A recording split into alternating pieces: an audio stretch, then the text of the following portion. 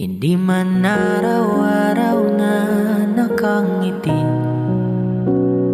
at ilang beses na rin tayong